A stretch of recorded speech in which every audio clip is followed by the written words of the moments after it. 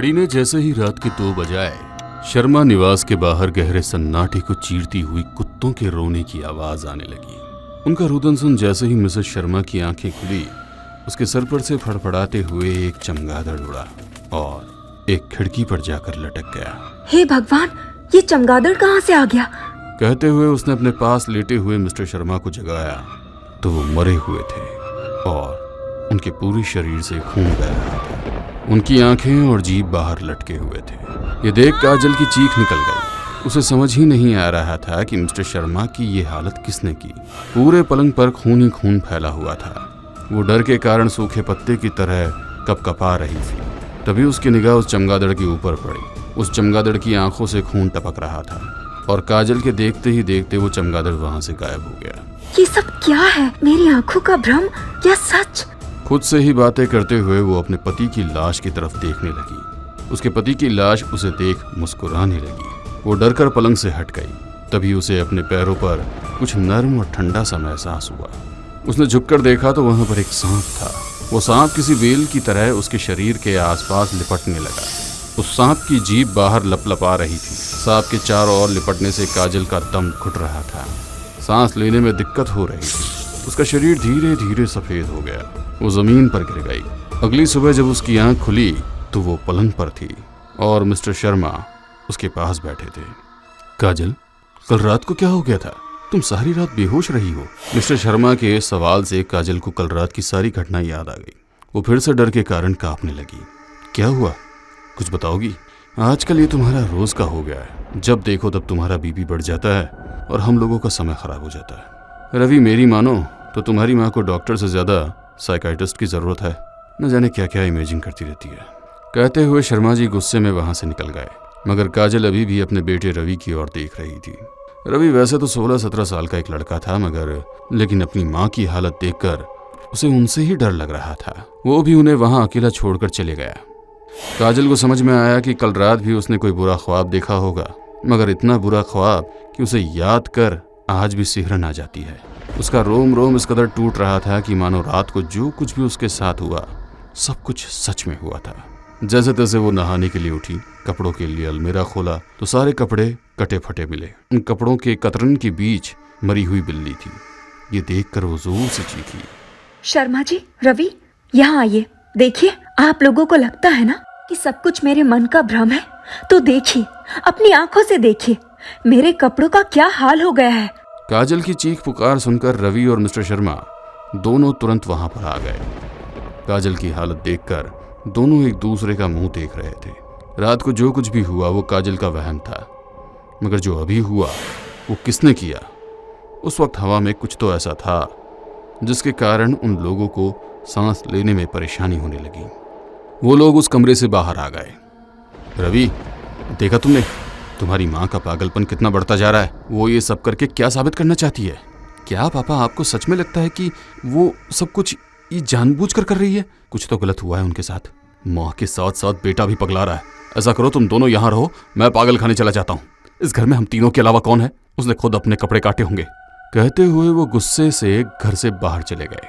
रवि बेचारा असमंजस में फंस गया। एक और माँ तो दूसरी और पिता। बहुत कुछ सोच ही रहा था कि काजल वहां आ गई। रवि, क्या तुम्हें भी लगता है कि मैं पागल हो गई हूँ?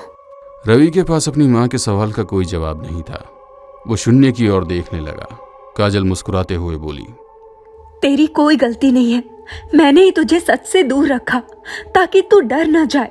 कुछ दिनों पहले घर के बाहर दरवाजे पर एक लाल पोटली टंगी हुई थी, जिसे देखकर मैं डर गई, मगर शर्मा जी ने उसे बहुत हल्के में ले लिया। उन्होंने उस पोटली को खोलकर उसे घर के बाहर नाले में डाल दिया। उसमें नींबू, सुई, सिंदूर और काले तिल थे। उस दिन के बाद से घर में ये सब कुछ शुरू हो गया। मुझे खुद समझ नहीं आ रहा है कि मैं क्या करूं।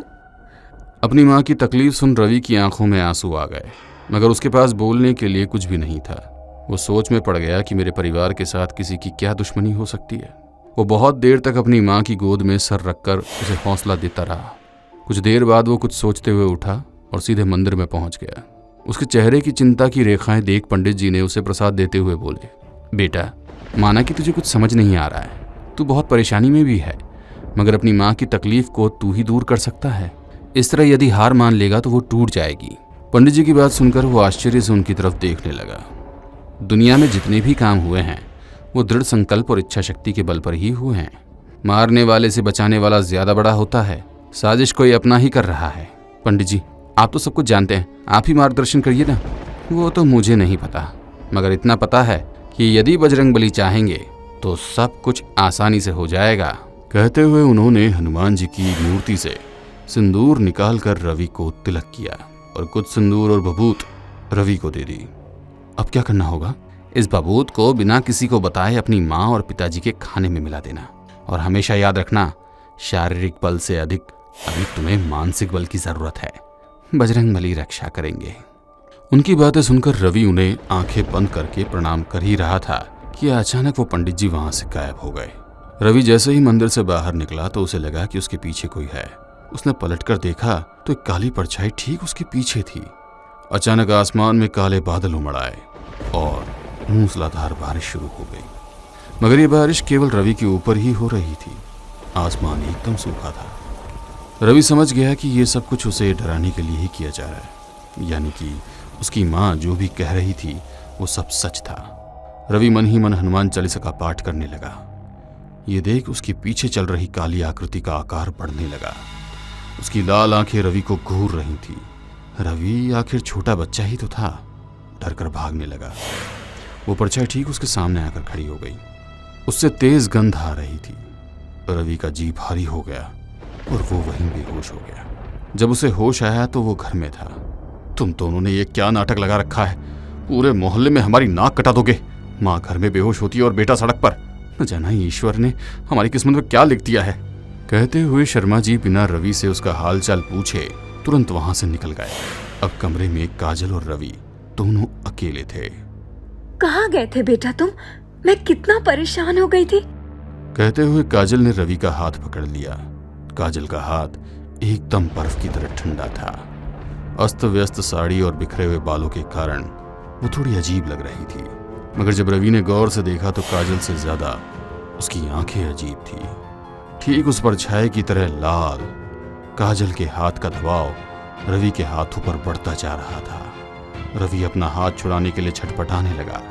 उसकी बेचैनी देखकर काजल मंद मंद मुस्कुरा रही थी। रवि डर गया, मगर तभी उसे याद आया कि उसके शारीरिक बल से ज्यादा मानसिक बल की जरूरत है। बजरंगबली को याद करते हुए उसने तुरंत अपनी जेब से वो सिंदूर और भभूत निकाली और काजल के माथे पर लगा दी। काजल झटके से पीछे हटी और उसके शरीर से एक काला धुआं निकला और वो धुआं एक आकृति बंद खिड़की पर लटक रही थी। अब उसके सामने उसकी माँ थी। रवि अपनी माँ के गले लगा और जोर जोर से रोने लगा।